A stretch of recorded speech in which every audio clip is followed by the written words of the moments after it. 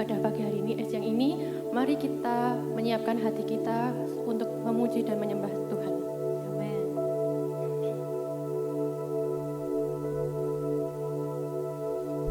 Haleluya.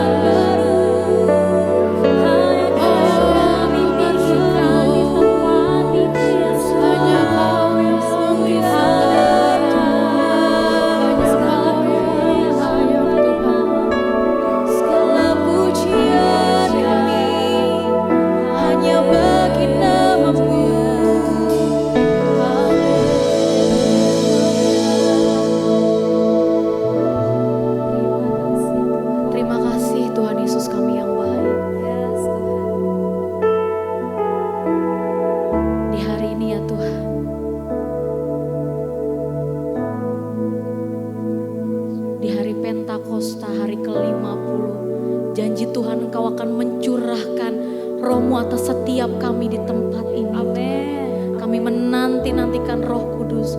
Kami menanti-nantikan janji-Mu lebih dari kebutuhan kami yang lain. Urapi setiap kami, penuhi setiap kami, lawat setiap kami, pribadi lepas pribadi Tuhan. Terima kasih Tuhan Yesus kami yang baik. Ampuni segala dosa dan pelanggaran kami ya Tuhan. Layakkan kami untuk menaikkan pujian dan penyembahan kami di hadapan Tuhan. Biar setiap pujian dan penyembahan kami menjadi dupa yang harum bagi nama Tuhan. Engkau disenangkan lewat pujian dan penyembahan kami. Terima kasih Tuhan Yesus kami yang baik. Kami serahkan ibadah kami dari awal, pertengahan sampai dengan berakhirnya. Roh Kudus berotoritas sebebas-bebasnya di tempat ini. Memulihkan setiap kami, melawat setiap kami, menjamah setiap kami. Terima kasih Tuhan Yesus kami yang baik. Kami siap untuk beribadah dalam satu nama yang hidup, nama Yesus Kristus. Bapak Ibu yang percaya, boleh sama-sama kita katakan amin. Boleh kasih sorak-sorai terbaik dalam Tuhan kita. Sorakan haleluya. Shalom Bapak Ibu. Shalom. Lambaikan tangannya shalom. Shalom. Saya undang Bapak Ibu untuk bangkit berdiri. Kita mau satukan hati kita, satukan roh kita dalam tangan Tuhan. Amin. Kita mau bergandengan tangan. Haleluya. Haleluya.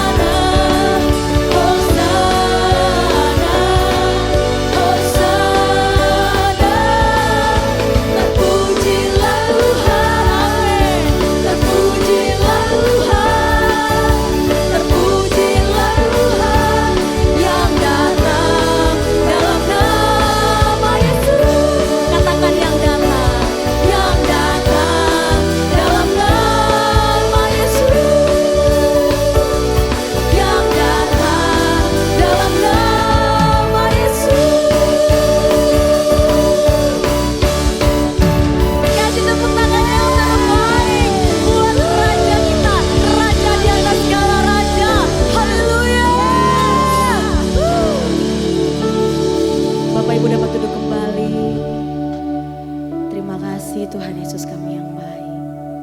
Terima kasih Tuhan. Yes, Tuhan. Siang ini Bapak Ibu, kita percaya bahwa satu sentuhan Roh Kudus sanggup mengubahkan segalanya. Amin. Satu hembusan Roh Kudus mampu mengganti ketakutan kita menjadi keberanian. Amin.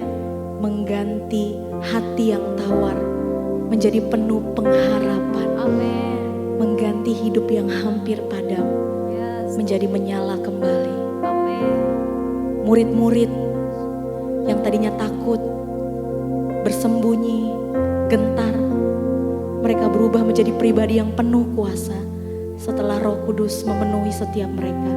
Hari ini Bapak Ibu, siang ini Tuhan yang sama yang ada di tempat ini. Yes. Dia tidak mencari orang yang kuat, dia mencari hati yang mau disentuh Yeah. dan dipenuhi oleh kuasa Roh Kudus. Yes. Mari Bapak Ibu, jangan tahan hadirat Tuhan. Biarkan Roh Kudus berhembus di tempat ini. Amin. Menjamah setiap pribadi lepas pribadi. Yes, Tuhan. Terima kasih Tuhan Yesus. Berhembuslah Roh Kudus di tempat ini. Berhembuslah Roh Kudus di tempat ini. Berhembuslah Roh Kudus dengan kuasa-Nya. Pulihkanlah gereja-Mu di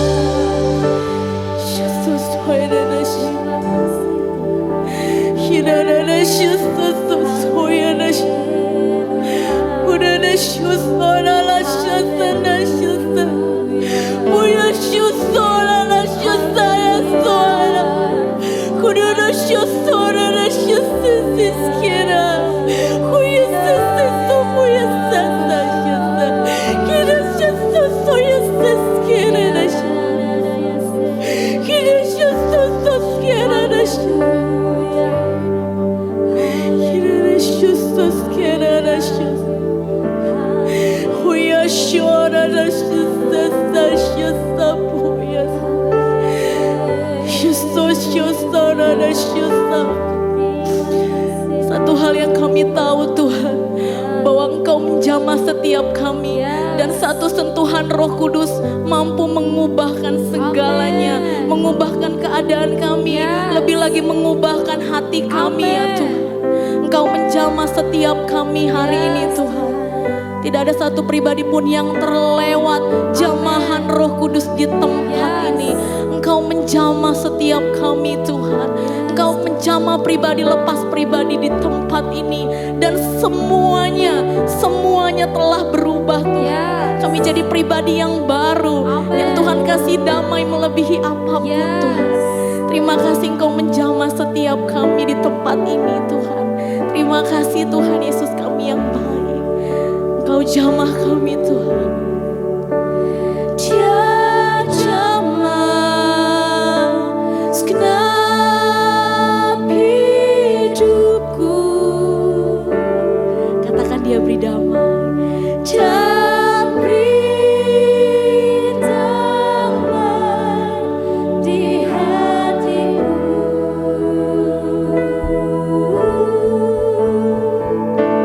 Semua telah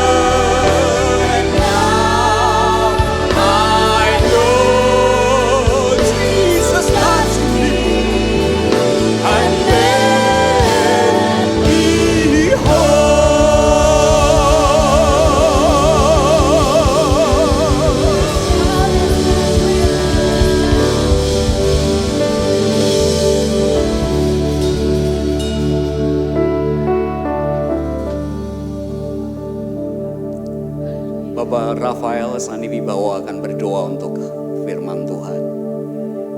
Haleluya. Syukur Tuhan. Mari kita bersatu hati di dalam doa. Tuhan Yesus, terima kasih Tuhan karena Engkau membuat kami menjadi baru. Terima kasih buat karya-Mu. Terima kasih buat kasih-Mu yang sungguh luar biasa Tuhan. Kami bersyukur Tuhan. Tuhan memberkati kami. Kami mau mendengar firman-Mu. Kami mau belajar firman-Mu. Urapi hamba-Mu. Urapi jemaat-Mu. Urapi kami Tuhan dalam kami belajar firman Tuhan. Tuhan Yesus, terima kasih. Tuhan memberkati kami dengan hati yang subur. Firman Tuhan yang ditabur di hati kami bertumbuh menjadi subur di dalam hati kami, dan kami menjadi pelaku-pelaku firman-Mu Tuhan. Terima kasih Tuhan. Kami mau sambut kebenaran firman-Mu di dalam nama Tuhan Yesus. Semua yang diberkati Tuhan bersama-sama katakan amin. Thank you Pastor. Silakan duduk Bapak Ibu, Saudara-saudara. Thank you untuk worship team. Tuhan sangat baik. Mungkin slide untuk sesi pertama saja, presentasinya. Iya. Saudara bersemangat pagi hari ini? Saudara bersemangat pagi hari ini? Satu kali lagi, saudara bersemangat pagi hari ini? Semangat saudara berbanding lurus dengan kenaikan nilai tukar rupiah 17.600. Haleluya, haleluya. Puji Tuhan. Waktunya terus berjalan supaya nanti yang mau jagong tidak telat, saya akan cepat. Baik, saudara-saudara, ini masih berkaitan tentang breakthrough dan kita berbicara mengenai keberanian, braveness, yang kita ambil dari Kisah Para Rasul pasal 4 ayat 1 sampai dengan ayat 22. Ini cukup panjang ayat-ayatnya. Saya akan membacakan dari Kisah Para Rasul pasal 4 dulu ayat 13. Ketika sidang itu melihat keberanian Petrus dan Yohanes dan mengetahui bahwa keduanya orang biasa yang tidak terpelajar, heranlah mereka dan mereka mengenal keduanya sebagai pengikut Yesus. Jadi saudara-saudara, Petrus dan Yohanes itu sebenarnya bukan orang terkenal kala itu. Mereka lahir di Galilea, 90 km sebelah utara Yerusalem, dan waktu itu ada 3.500 orang, yang 2.500-nya itu adalah budak dan 1.000 yang lainnya adalah pekerja non-struktural, non-formal. Jadi kalangan itu adalah kalangan-kalangan yang tidak diperhitungkan, tidak pernah sekolah. Jadi Yohanes, Petrus, atau mangan pojok sekolahan, saudara. Jadi tidak mungkin mereka itu orang educated people, tidak. Jadi Petrus dan Yohanes, saudara-saudara, adalah orang-orang yang tidak pernah sekolah. Sekalipun 3 tahun dia pernah sekolah bersama Rabi Yesus. Dengan Yesus Kristus. Tapi saudara-saudara bahwa ada sekolahan di mana kala itu sangat terkenal sekali. Dan kemungkinan besar dia tidak bisa masuk ke sekolah itu karena latar belakang sosial dan seterusnya. Dan lebih daripada itu, tidak masuk kategori untuk sekolah di mana dia bisa sekolah di Yahudi. Dan 3 tahun dia berpendidikan dengan Kristus Yesus. Tapi yang menarik adalah ada breakthrough yang dialami oleh 2 rasul ini, Petrus dan Yohanes. Apa yang dia pernah miliki di dalam hidupnya? Kita tahu semuanya, Petrus tuh pelin-pelan saudara. Dia kadang-kadang berani sekali, kadang-kadang down begitu. Jadi hidupnya up and down, up and down, up and down. Kayak yoyo saudara. Jadi kadang di atas, kadang di bawah, dan seringnya dia di bawah. Lihat ketika dia ditinggalkan oleh Yesus, saudara, dia kemudian pulang, lalu mencari jaringnya, membersihkan perahunya, profesi lamanya dia akan lakukan kembali. Mencari ikan, bukan menjala manusia. Karena dia melihat bahwa hidupnya tidak berguna lagi ketika gurunya meninggalkan dia. Tapi kok hari ini, pagi hari ini, dia punya tekad, dia punya keberanian, braveness yang luar biasa. Dia mempraktekkan iman di ruang publik. Jadi kadang-kadang saudara-saudara kita itu, jadi kita semuanya orang Kristen bukan?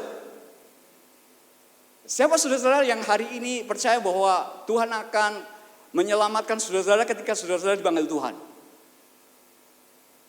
1, 2, 3, 4 cuman separuh Bu Sarah. Jadi yang lainnya belum percaya. Pasti Bapak Ibu Saudara semuanya percaya. Orang Jawa itu kalau suruh angkat tangan kan malu-malu. Dan lebih banyak malah malu-maluin juga. Saudara-saudara, apakah hari ini ada yang sakit? Tidak ada, saudara. Oh, ada. Hanya satu aja. Tidak ada yang mengaku.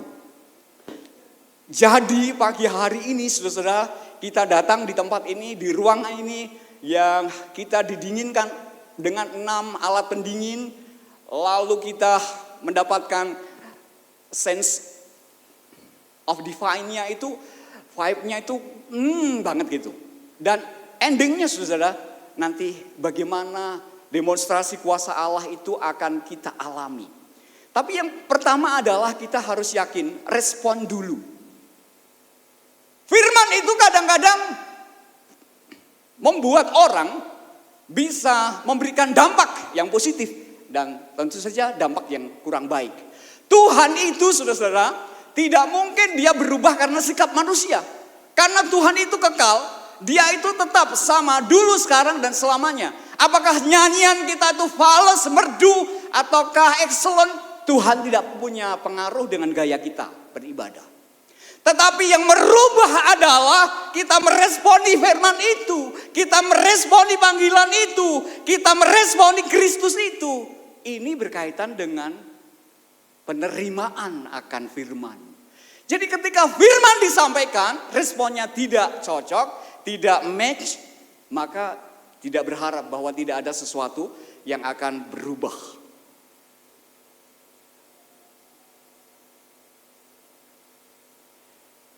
F.F. Bruce mengatakan penyembuhan di balik Allah, di bait Allah, tanda kerajaan Allah yang tidak dapat dibantah.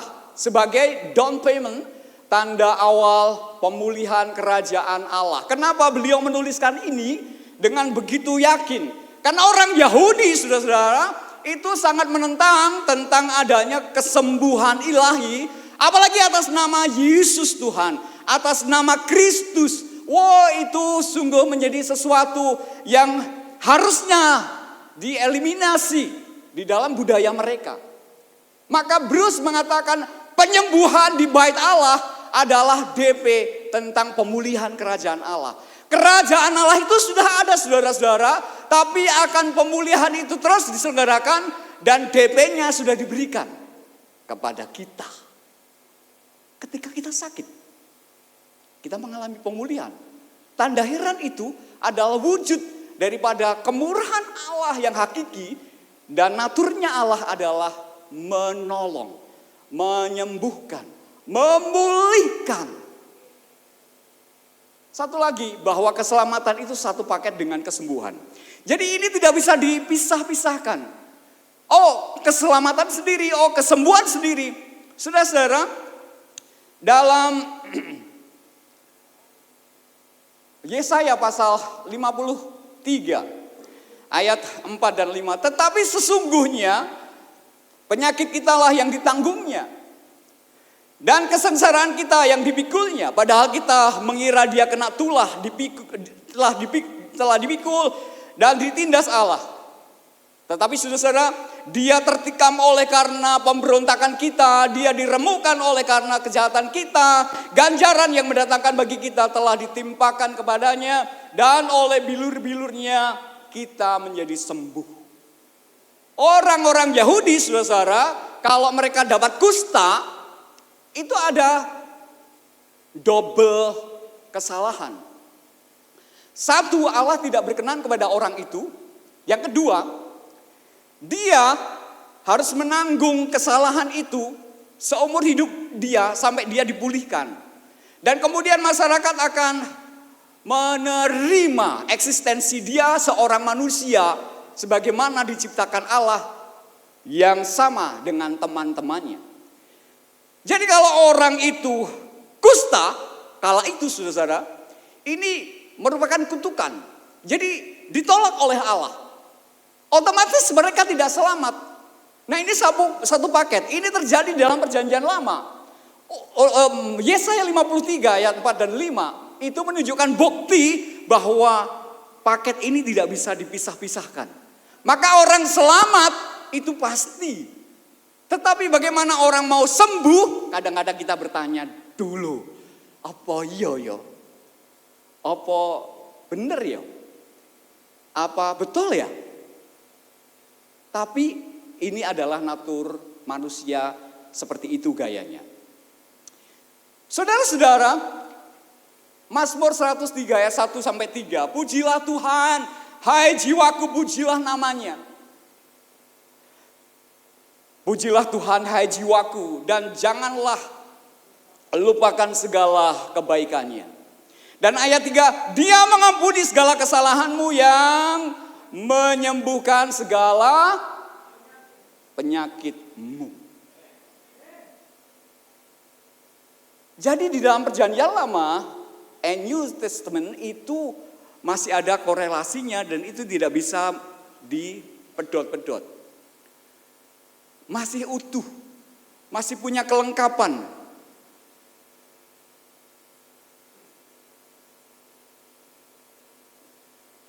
Aku raketok ya. Ini saudara. Keduanya dibeli di salib.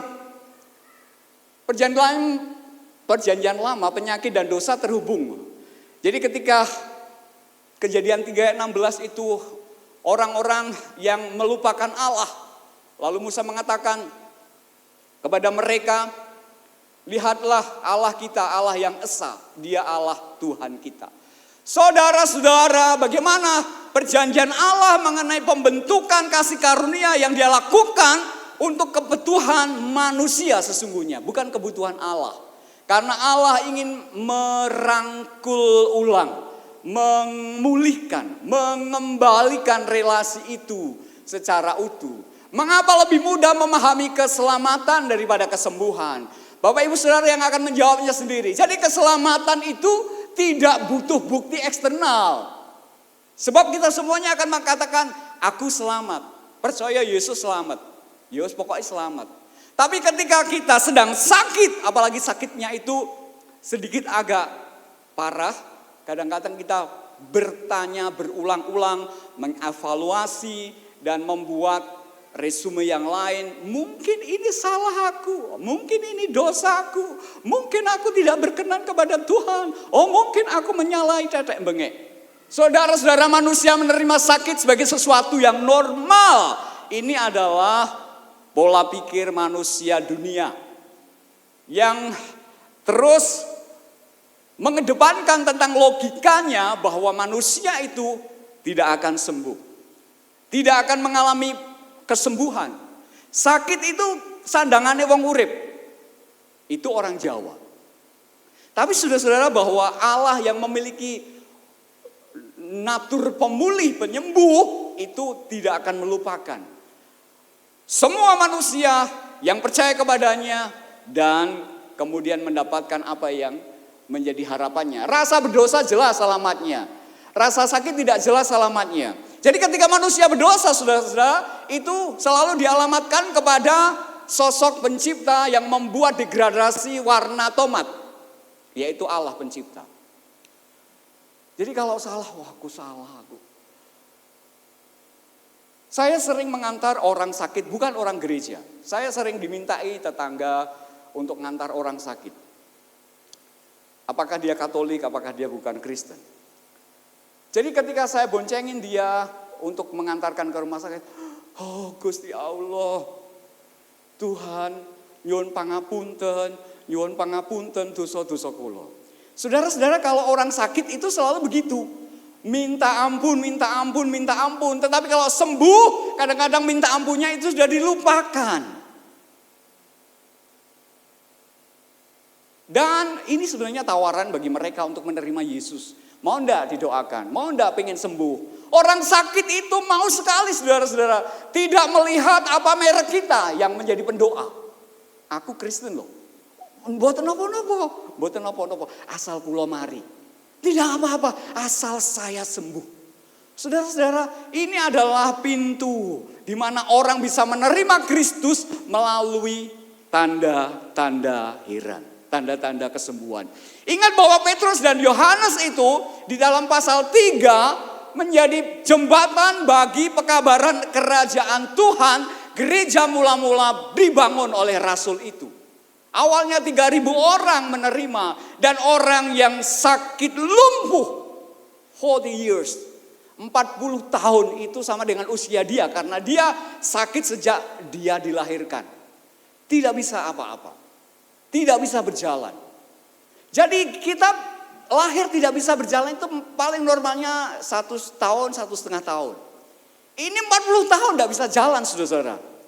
Kelumpuhan permanen.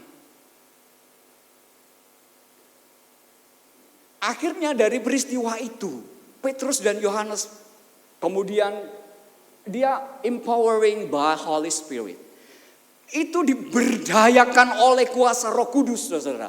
5.000 orang terima Yesus. 5.000 orang bertobat, 5.000 orang percaya, 5.000 orang meninggalkan culture-nya, 5.000 orang meninggalkan Judaisme, 5.000 orang menjadi penyembah Allah yang benar. Tapi konsekuensinya ada, saudara, dari peristiwa itu. Ada kalanya penyakit itu kadang-kadang ditimbulkan oleh pengalaman-pengalaman yang kurang menyenangkan yang terjadi tahun-tahun yang sudah lewat. Dan itu mengikat.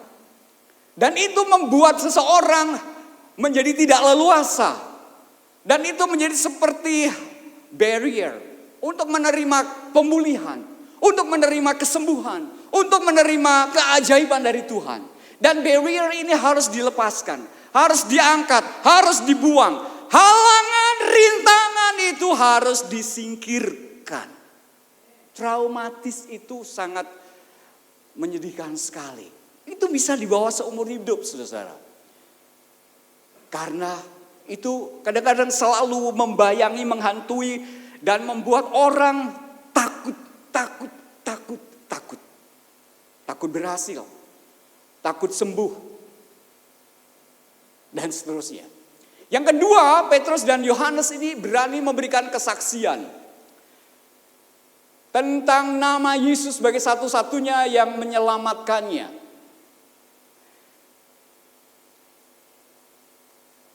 Kisah Para Rasul pasal 1 ayat 8, kamu akan menerima kuasa kalau Roh Kudus turun ke atasmu, dan kamu akan menerima bunyi ding ding ding ding ding ding ding ding. Kamu akan menerima Roh Kudus dan kamu akan menjadi saksiku di Yudea, kemudian di Samaria, kemudian di ujung bumi. Saudara-saudara, kata kuasa itu dinamis, dunamis. Dan kata saksi itu adalah martures. Maka kita mengenal kata martir. Martir itu akibat daripada martures. Jadi orang yang bersaksi kadang-kadang akan menjadi martir. Martir itu menyaksikan kebenaran Tuhan, Injil keselamatan, dan ujung-ujungnya dibunuh. Dan sadis sekali, para rasul matinya itu sadis sekali, saudara-saudara. Disalib terbalik, digoreng, dibelah, kemudian diikat tangan kanan kirinya di utara dan selatan, ditarik oleh binatang buas, lalu dibawa ke gladiator, diberhadapkan dengan singa, jadi tontonan. Itu adalah martir. Itu akibat daripada bersaksi, akibat daripada martures. Dan Simon, Petrus dan Yohanes ini sedang martures. martures di depan sidang pengadilan Mahkamah Agama. Di mana? Ini pengadilannya Sanhedrin. Dan pengadilan ini pengadilan tinggi. Jadi imam besar, majelis agama, Mahkamah Agama itu berkumpul di sana.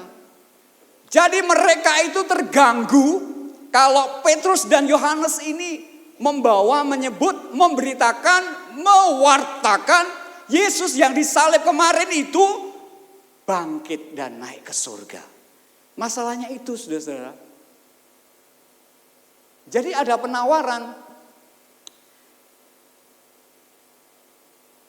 Dan keselamatan tidak ada di dalam siapapun juga selain di dalam Dia, sebab di bawah kolong langit ini tidak ada nama lain yang diberikan kepada manusia yang olehnya kita dapat diselamatkan. Jadi kesaksiannya yang disampaikan Petrus adalah itu. Dia boleh melakukan aktivitas apapun, tapi jangan membawa-bawa, menyebut, memberitakan, mengajar Yesus.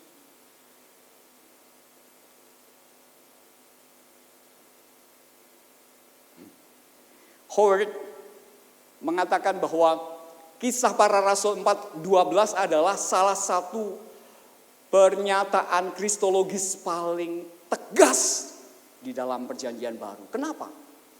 Kristologis ini, saudara, itu adalah berbicara mengenai atau berbicara tentang Kristus. Ilmu yang mempelajari tentang Kristus, kurang lebihnya begitu. Jadi Howard mengatakan Kisah Para Rasul 4 ayat 12 adalah salah satu pernyataan kristologis paling tegas di dalam Kisah Para Rasul ini. Petrus, Yohanes itu memiliki kuasa sebagaimana orang-orang majelis itu sangat heran. Dia bisa berbicara begitu. Laleo itu adalah ngomong tapi memiliki hikmat, saudara-saudara. Jadi kemudian majelis mengatakan, kamu tidak boleh bicara tentang itu. Dituliskan kata laleo. Kamu jangan laleo. Karena perkataannya itu penuh hikmat. Sehingga orang publik itu saking seperti terhipnotis oleh perkataannya Petrus. Tapi sebenarnya bukan karena Petrus dan Yohanes, saudara, tetapi ada kuasa Roh Kudus di dalam dirinya. Jadi ketika mereka disebut orang mangan pojok sekolahan, tiba-tiba bisa ngomong penuh dengan hikmat. Itu kan keren, saudara. Paling enggak ini mungkin disejajarkan kali sama dengan mahkamah-mahkamah yang lain. Pikirannya Petrus dan Yohanes itu hebat sekali. Jadi mereka sekolah 3 tahun. Yang kemarin tidak lulus SD. Tiba-tiba dia kemudian ngerti tentang hal itu. Dan bercerita, kemudian pengikutnya banyak. Followersnya luar biasa. Dan subscribernya jutaan. Ini kan menjadi influencer yang luar biasa, saudara. Tapi bukan karena kehebatan Petrus dan Yohanes. Mereka tidak memiliki apa-apa. Tetapi di dalam wadah dirinya itu ada dunamis. Ada dinamonya. Ada penggeraknya. Ada listrik. Sumbernya dari atas. Dan itu kuat sekali. Dan memberikan dampak yang hebat sekali. James Dunn mengatakan bahwa kejujuran teologis paling brutal ya di tengah tekanan politik. Maka sebenarnya Petrus dan Yohanes ini melakukan resistensi mengenai political, kemudian cultural, dan religious. Dia menahan kekuatan dari politik, budaya, dan keagamaan. Resistensi ini dia lakukan untuk melawan pemerintah kala itu. Tapi sebenarnya bukan bermaksud Petrus dan Yohanes itu menggulingkan pemerintahan. Karena pemerintahan itu di bawah Romawi sesungguhnya. Dan sebenarnya juga Petrus Yohanes tidak mau melawan Romawi, tidak. Tapi yang mereka lawan adalah kebudayaan Yahudi. Yudaisme dan politik dari mahkamah. Sanhedrin ini memang rapi sekali. Administrasinya keren sekali. Pemikirannya top markotop. IQ-nya baik. Teolognya luar biasa. Tapi akhlaknya sama saja tidak sebanding dengan intelektualnya. Saudara-saudara, jadi orang-orang Yahudi, Yudaism, agama Yahudi, itu memandang para majelis itu memiliki kedudukan yang harus disegani, harus dihormati. Mereka sangat berwibawa sekali di dalam masyarakat. Tetapi Petrus dan Yohanes akan memberikan warna baru di dalam keagamaan dan budaya Yahudi. Itu semuanya tidak ada manfaatnya, itu semuanya tidak ada keuntungannya, dan itu tidak membawa dampak kepada kekekalan. Loro ya loro, bar kuwi ora ono. Maka di masjid-masjid akan disebutkan innalillahi wa innalillahi rajiun. Sampun tilar dunyo. Karena saudara-saudara hanya mengemas sakitnya itu, dia tidak mengalami, dia tidak mau, dia tidak meyakini itu naturnya manusia yang normal. Maka kita disebut orang yang luar biasa dan kita melawan natur itu, bahwa semua penyakit bisa sembuh. Yang amin akan sembuh.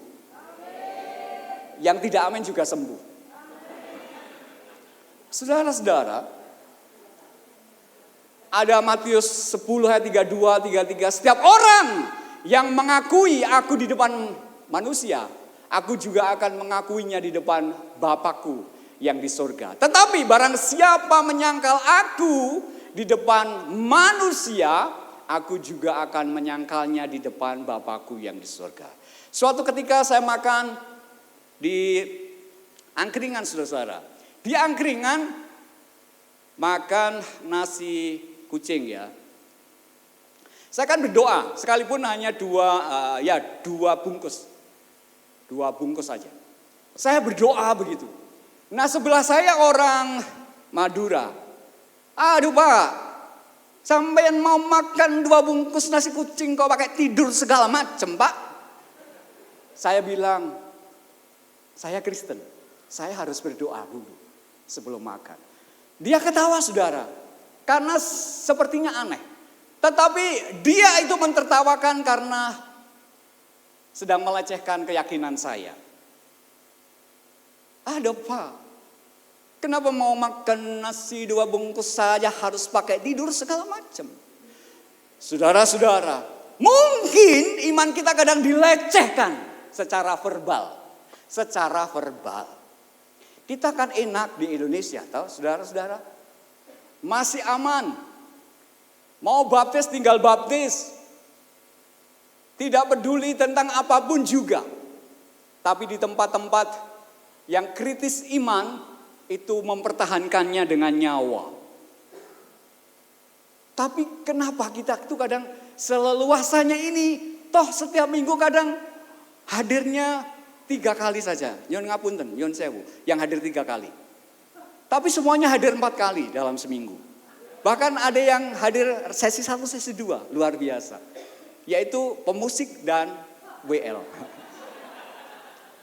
Saudara-saudara, jadi orang Kristen itu, ini saya menyinggung orang Kristen yang di luar ya, bukan di sini. Kalau datang itu 2 kali saja. Natal sama Paskah. Natal sama Paskah. Jadi orang Kristen napas. Natal dan Paskah. Dan itu pun hanya dilakukan 1 kali. Jadi artinya orang Kristen napas 1 kali. Napasnya 1 kali. Habis itu tidak ada. Maka tiang teng sana akan memberitahukan bahwa ada kedugaan. Bu Endang kemudian ditelepon. Karena nafas satu-satu. Satu kali Natal, satu kali Paskah. Ini orang Kristen di sana loh ya. Kalau penjenengan kan enggak. Penjenengan luar biasa. Menyangkal, jangan menyangkal saudara-saudara. Oh, sekali-kali saya nyun pangapunten. Saudara-saudara orang Kristen di sana tuh loh ya, jangan menyangkal Yesus loh ya. Karena kalau saya di sini kan nanti saya akan tinggal jaket jas saya yang lain. Ini ada lagu yang terkenal sekali saudara. Jadi sebenarnya ini pernyataan iman. Ketika seorang misionaris Inggris, kemudian mereka akan melakukan penginjilan di India. Lalu ada seorang India bernama Nokseng. Nokseng ini tinggal di suku Garo di India Utara. Di pegunungan sana, di pegunungan Assam. Lalu saudara, Nokseng ini hanya satu-satunya di India kala itu yang percaya Yesus. Karena pemberitaan oleh misionaris Inggris. Kepala suku dengar, Nokseng dipanggil, Nokseng, Somehere, Nokseng, come here. Lalu dia datang. Ketika dia datang, ternyata di rumah kepala suku itu ada banyak orang. Jadi dia diinterogasi, diintervensi, diintimidasi tentang keyakinan barunya. Karena dia punya keyakinan baru. Dia percaya Yesus. Lalu sang kepala suku bilang begini, Nokseng, begini, kowe tetap terima Yesus? Apa kamu tetap terima Yesus? Apakah kau tetap percaya kepada Yesus? Iya. Istri dan kedua anakmu nanti tidak ada loh. Dan terakhir kamu. Aku main sendiri aja ya.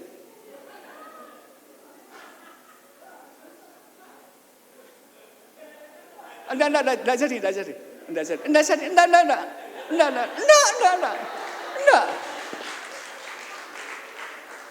I have decided to follow Jesus. I have decided to follow Jesus. I have decided to follow Jesus. No turning back. No turning back. Lagi saudara semua menyanyi. I have decided to follow Jesus. I have decided to follow Jesus. I have decided to follow Jesus. No turning back. Oh, no turning back.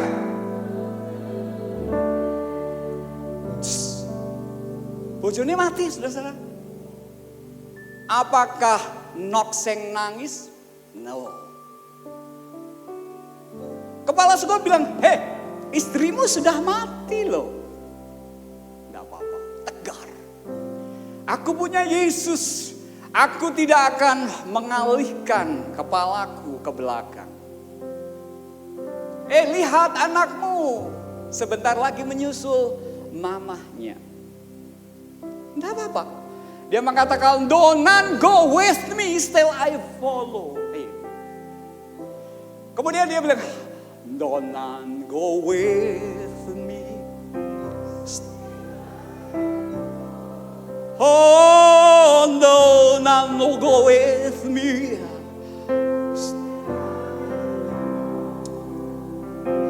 Do not go with me. Still I will follow, no turning back, no turning back. Loro anake mati kabeh saudara.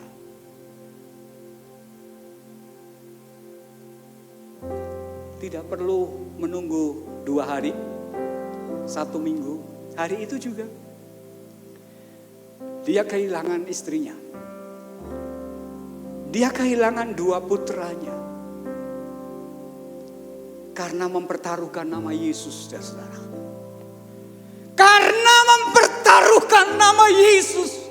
Untuk dirinya, untuk istrinya, untuk 2 putranya. The world behind me, the cross before me. The world behind me, the cross before me. Oh, the world behind me, the cross before me.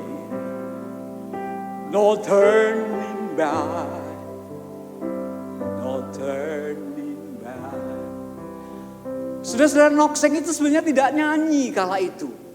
Dia menyatakan imannya melalui apa yang diucapkan itu. Kemudian ada seorang misionaris India namanya Sadhu Sundar Singh. Dan kemudian kalimat Nokseng itu dijadikan lagu tentang peperangan imannya. Mungkin kita tidak mengalami seperti Nokseng, saudara-saudara. Tapi toh demikian, kita harusnya lebih kuat daripada Nokseng.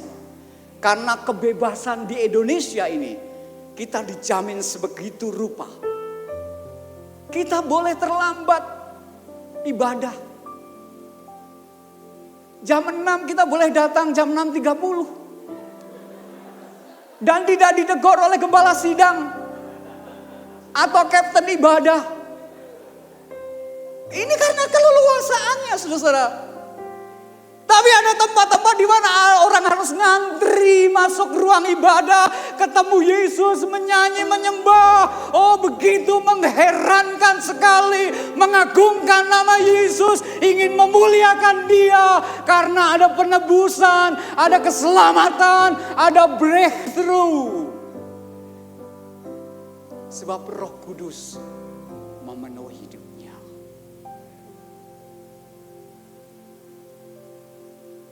Jadi saudara-saudara, harus berani menghadapi dunia ini. Tetapi Petrus dan Yohanes menjawab mereka, silahkan kamu putuskan sendiri manakah yang benar di hadapan Allah. Taat kepada kamu atau taat kepada Allah. Kadang-kadang manusia Kristen itu lebih banyak compromise with the world. Supaya aman. Apakah Petrus dan Yohanes akan aman? Tidak aman. Karena dia tidak kompromi dengan dunia. Jadi yang membuat aman adalah harus kompromi. 2 kaki. Kaki yang satu berada di kerajaan Allah. Kaki yang satunya berada di kerajaan dunia.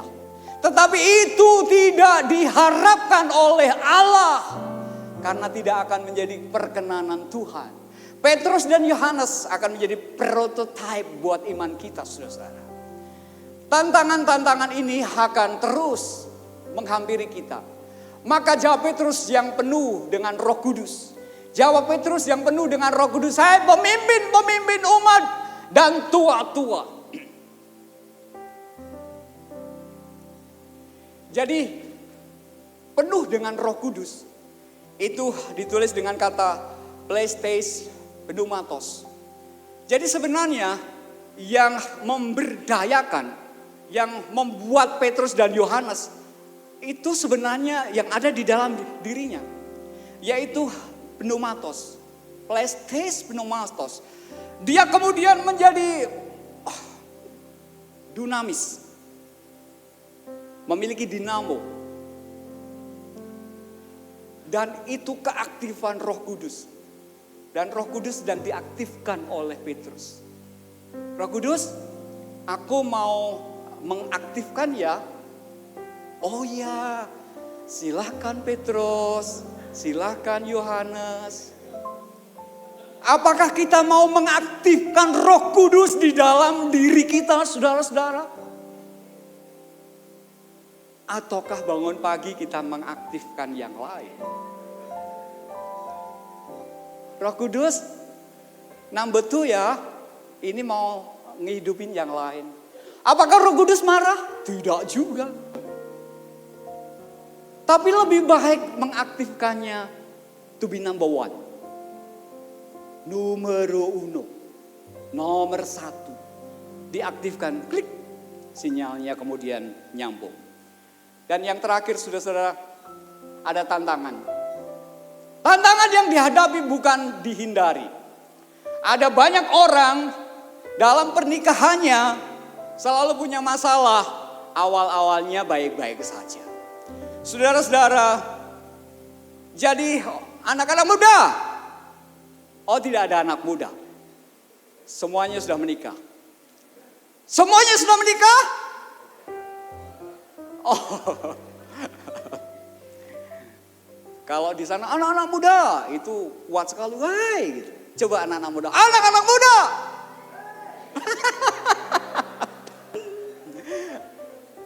Sekalipun usianya 65, tapi 16 tahun. Beliau luar biasa. Pacaran itu menyenangkan, tapi masuk ke step berikutnya. Menikah usia 3, 4, 5 terus punya masalah. Itu harus dihadapi saudara. Apalagi kalau punya pasangan yang berbeda agama. Kalau mau menikah dengan orang yang berbeda agama, sebaiknya saran saya adalah jangan jadi Kristen. Jadilah sama dengan mereka. Supaya tidak punya masalah. Toh demikian tetap aja punya masalah. Saudara-saudara, ada seorang ibu-ibu menikah sudah 25 tahun.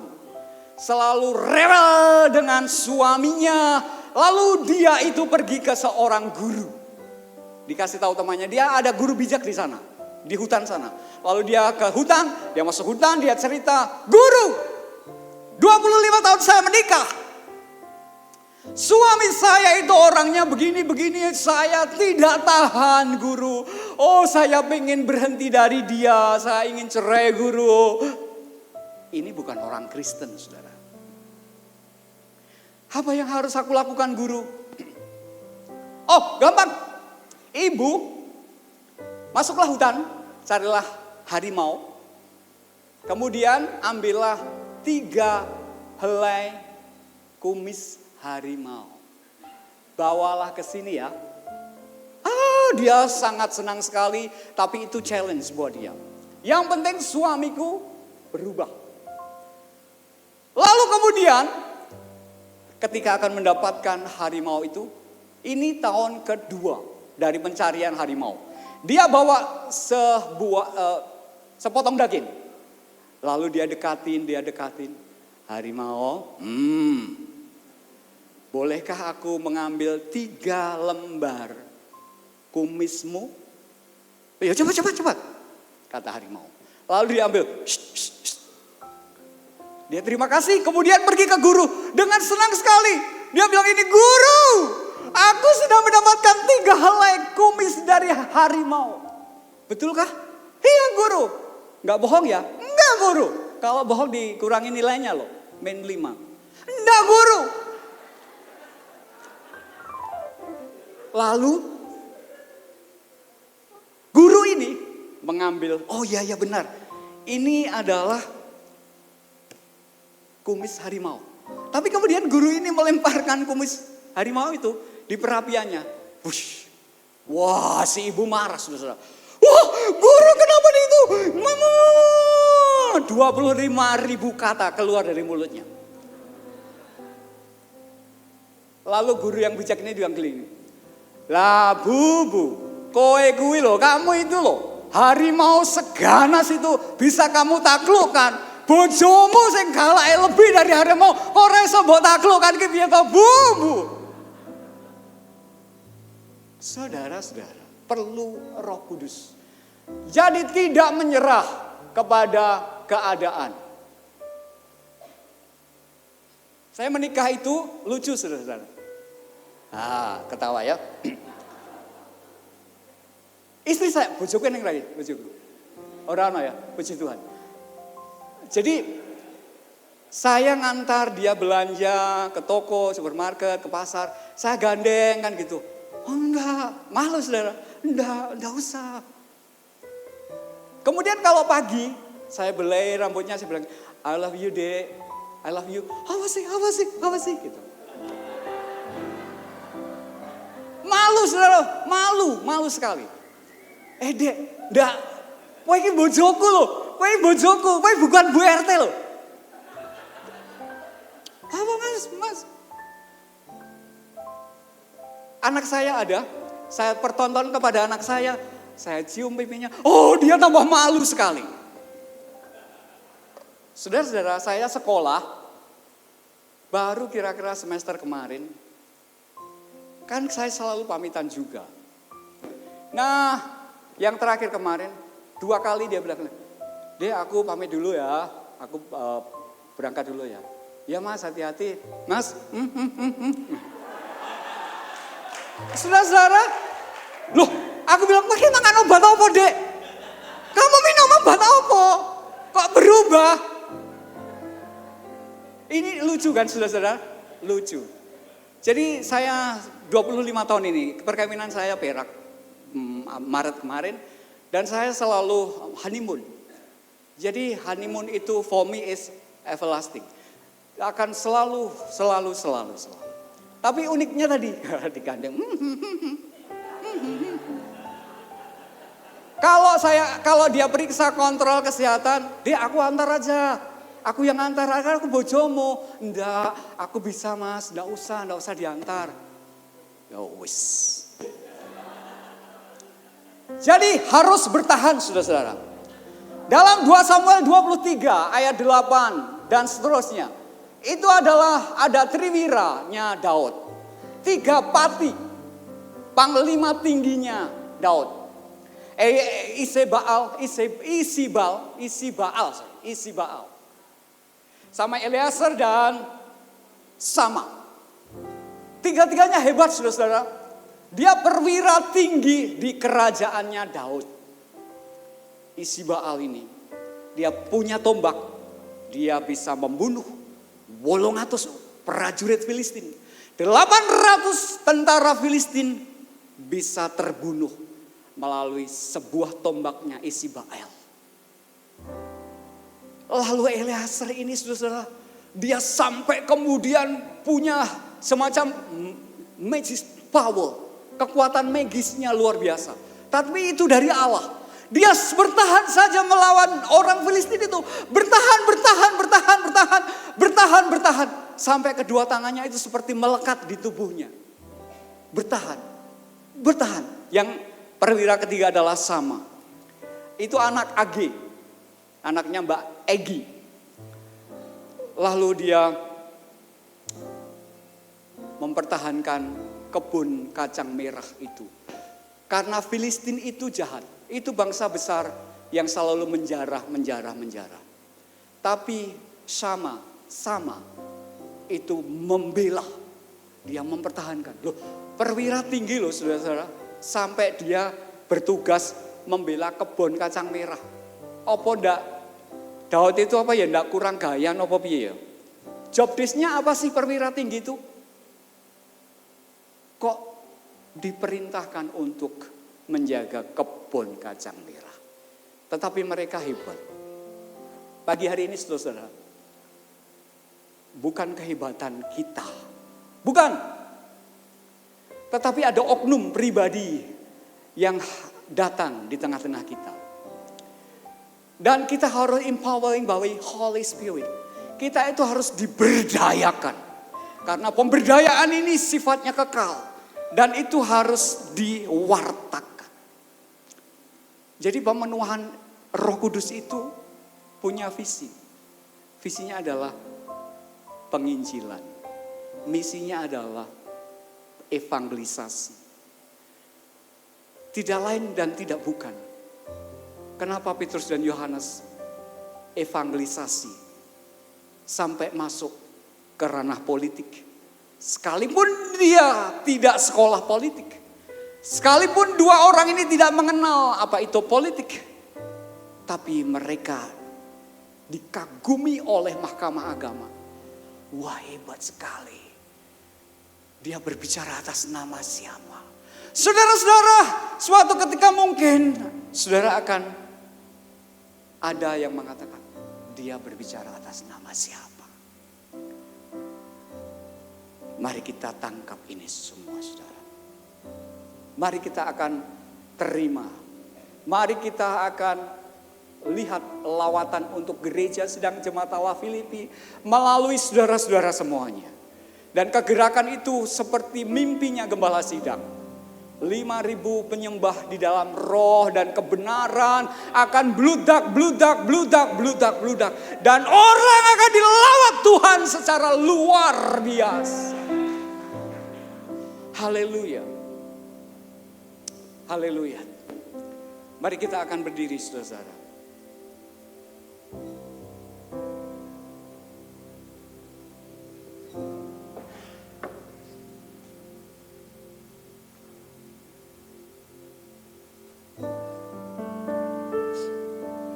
Dia jamah setiap hidupku dan beri damai di hatiku.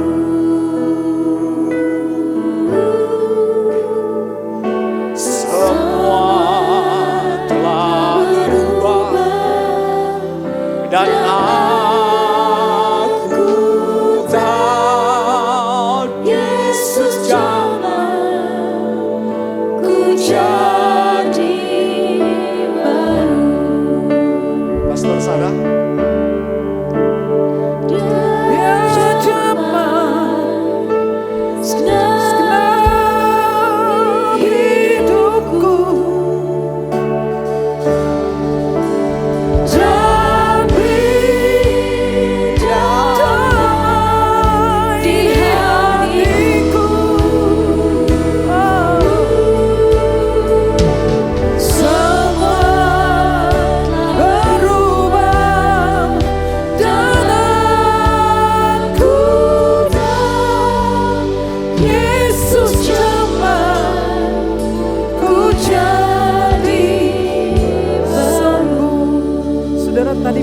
Tuhan menjamah jemaat secara luar biasa. Lalu saya masuk dan saya berpikir bukan saya yang khotbah, saya nggak bisa nangkap spiritnya.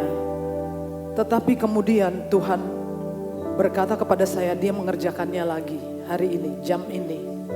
Saya bukan seorang yang lebay, yang suka ngarang-ngarang, yang suka membuat sensasi. Saya kalau tidak yakin apa yang roh Tuhan bekerja, tidak akan saya lakukan.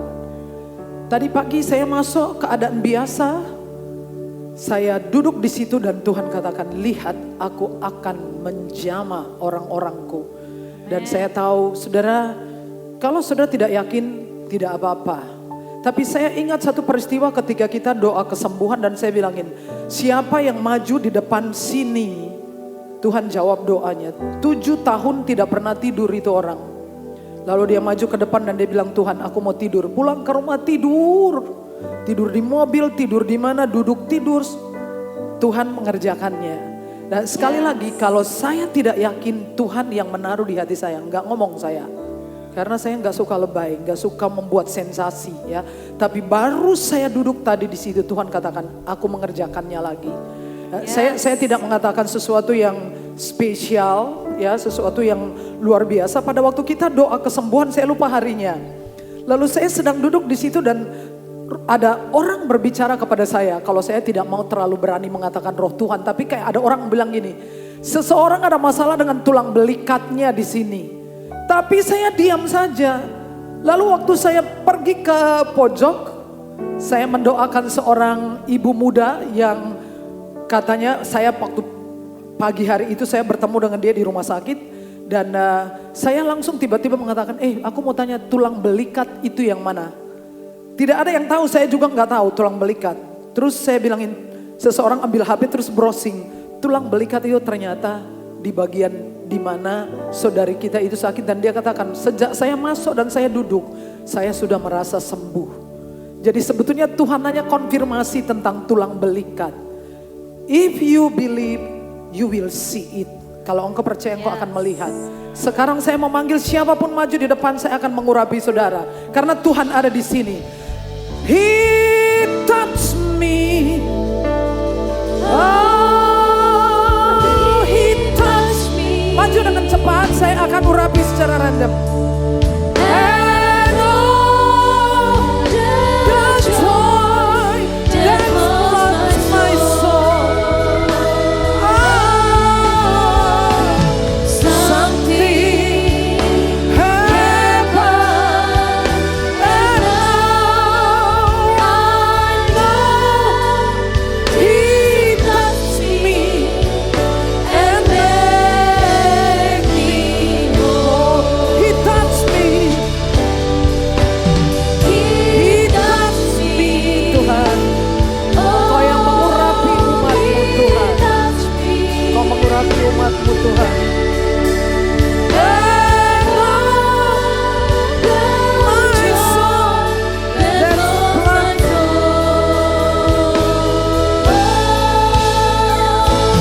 Tuhan mengurapi dan melengkapi Engkau. Tuhan menaruh rencana yang indah dan sempurna, dan melihat pekerjaan Allah terjadi dalam hidup. And made me whole. He touched me, He touched you, He touched you.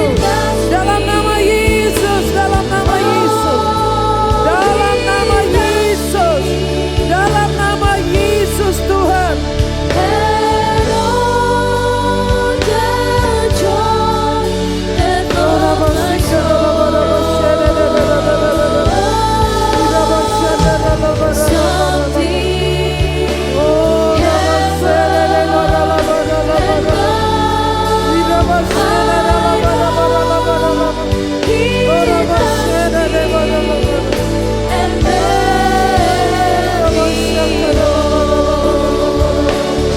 Oh, sembuhlah, pulih dalam nama Yesus, sembuhlah, sembuh dalam nama Yesus.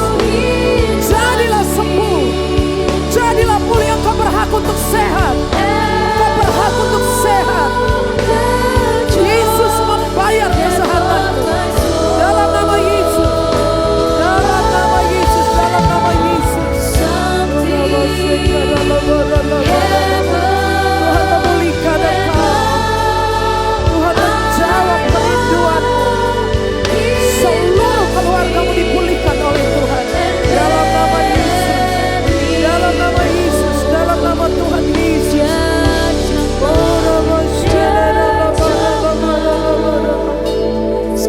Oh, engkau berhak untuk dipulihkan. Yesus membayar untuk pemulihanmu. Yesus telah memberikan kesehatan, keselamatan. Yesus juga memulihkan kehidupan perekonomianmu. Yesus pulihkan engkau dalam nama Yesus. Pulih. Engkau berhak untuk menerimanya. telah berubah Tuhan dan memberkati hidup dan masa depanmu.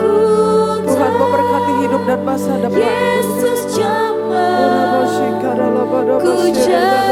Tuhan memberkati engkau. Tuhan memulihkan dalam nama Tuhan Yesus.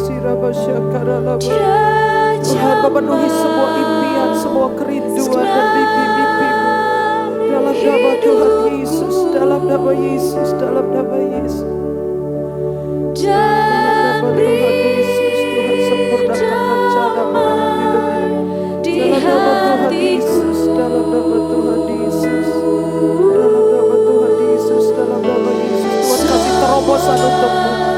Tuhan menerobos di depanmu seperti air, seperti banjir. Dalam nama Tuhan Yesus, jamah ku jadi baru.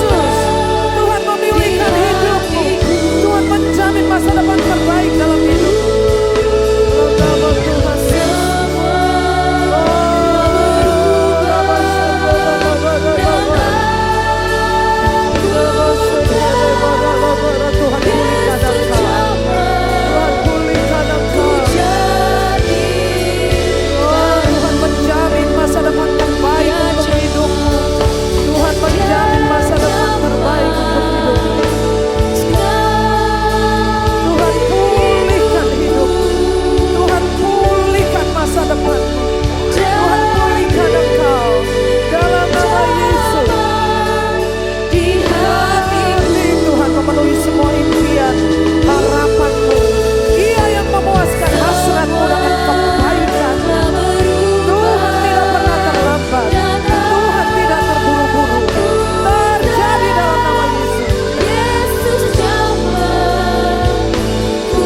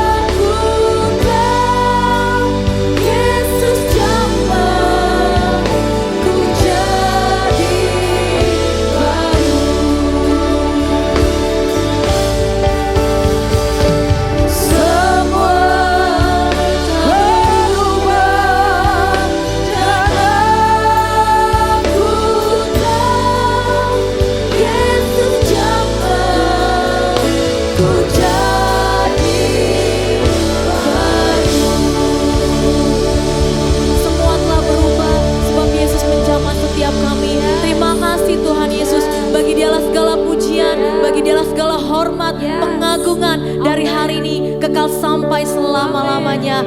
Haleluya. Amin. Bapak Ibu dapat duduk kembali. Terima kasih untuk hambanya Ibu Pendeta Sarah Antoni. Dan terima kasih untuk Bapak Yuli yang sudah membawakan firman Tuhan yang begitu luar biasa, yang mengubahkan setiap jemaat di tempat ini. Bapak Ibu diberkati Tuhan, amin. Amin. Yang diberkati Tuhan, Bapak Ibu boleh lambaikan tangannya. Haleluya. Haleluya. Adakah Bapak Ibu yang baru pertama kali hadir di gereja ini? Kami mengundang Bapak Ibu dengan penuh hangat, silakan bangkit berdiri. Yang baru pertama kali hadir di gereja ini, baik, boleh disalam kanan kirinya. Selamat datang Bapak, selamat datang di gereja ini. Tuhan Yesus memberkati. Kita akan memberikan persembahan yang terbaik untuk Tuhan. Kita angkat persembahan kita dan kita bersatu di dalam doa. Kami mengucap syukur untuk firman hari ini. Kami merasakan lawatan Roh Kudus bekerja dalam hidup kami. Terima kasih Tuhan Yesus, kami yang baik. Sebentar kami akan memberikan persembahan. Tuhan pakai bagi gereja ini, bagi kota kami, bagi bangsa kami. Terima kasih Tuhan Yesus, kami memberi dengan penuh sukacita dalam satu nama yang hidup, nama Yesus Kristus. Amin. Amin.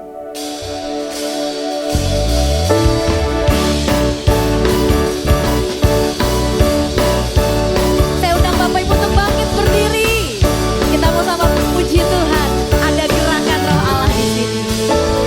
Ada gerakan Roh Allah di sini.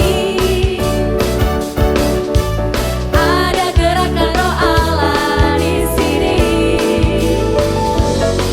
Di timur, di barat.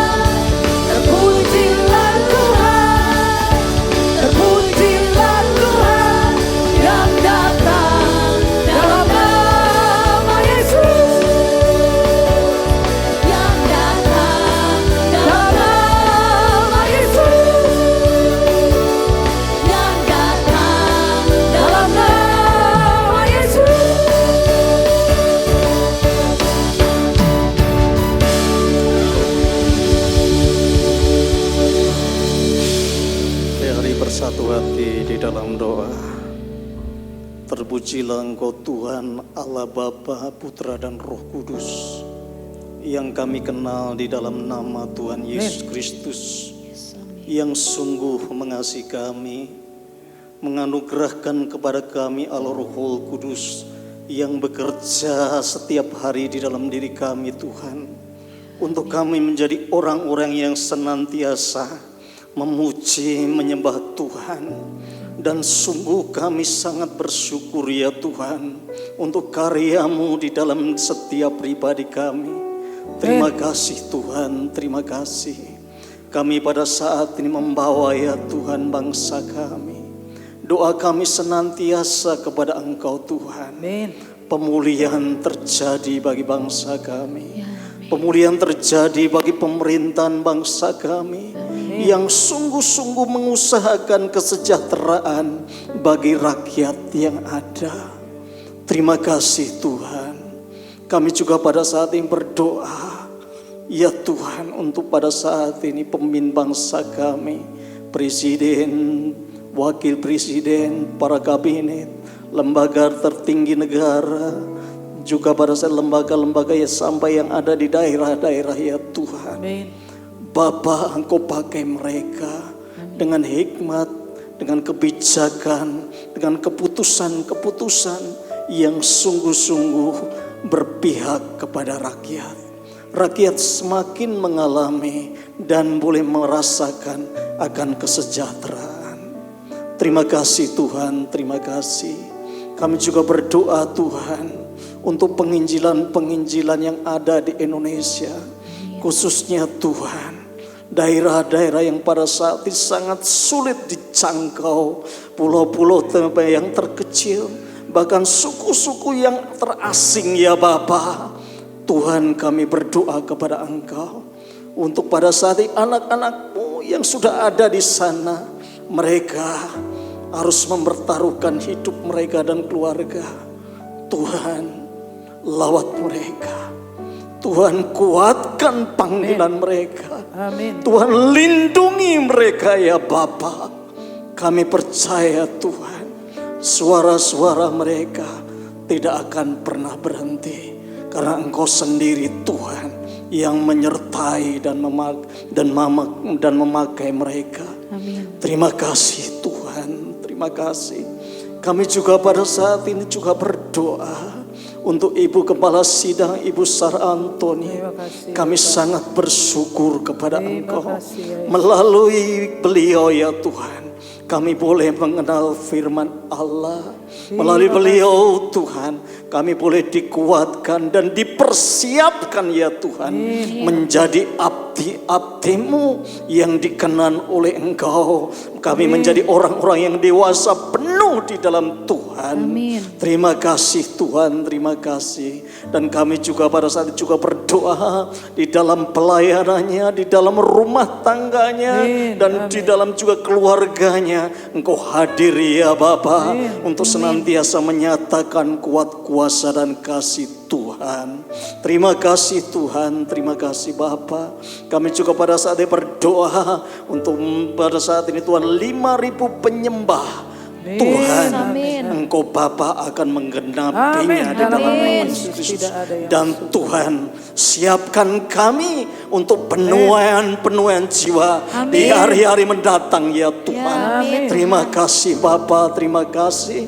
Kami juga pada saat ini berdoa Tuhan, mempersembahkan anak-anak-Mu yang di tempat ini senantiasa siang malam mereka berdoa, siang malam mereka menyembah Tuhan. Tuhan menjadi jawaban bagi kami semua melalui gereja ini. Terima kasih Tuhan, terima kasih. Engkau memberikan kesembuhan, memberikan kelepasan, memberikan sukacita, dan kerajaan Allah memenuhi setiap kami semua ya Tuhan. Terima kasih Bapa, terima kasih. Kami juga serahkan ya Tuhan pada saat ini untuk saudara-saudara kami yang lain, gereja-gereja yang ada di cabang-cabang. Tuhan, Kau memberkati mereka ya Bapa, dengan tuaian jiwa-jiwa yang baru. Terima kasih Tuhan, terima kasih. Kami ingat ya Bapa, Tuhan telah menaruhkan dan Tuhan telah menuliskan melalui kami satu nama orang Tuhan melalui gereja ini. Kami mendoakannya senantiasa. Kami follow up senantiasa ya Tuhan. Dan mereka Tuhan akan menerima Engkau Tuhan sebagai juru selamat pribadi. Terima kasih Tuhan, terima kasih. Dan akhirnya Tuhan kami akan tinggalkan tempat ini. Kami percaya Tuhan, kami pulang membawa kerajaan Allah. Dan kami bawa dimanapun Tuhan mengutus kami. Terima kasih Tuhan, terima kasih. Ini doa kami ya Bapa. Ini pada saat permohonan kami Tuhan. Di dalam nama Bapa, Putra dan Roh Kudus, yaitu di dalam nama Tuhan Yesus Kristus, kami telah berdoa dan mengucap syukur. Haleluya. Coba Tuhan pulanglah dengan selamat dan terimalah berkat Tuhan. Tuhan memberkati engkau dan melindungi engkau. Tuhan menyinari engkau dengan wajahnya dan memberi engkau kasih karunia.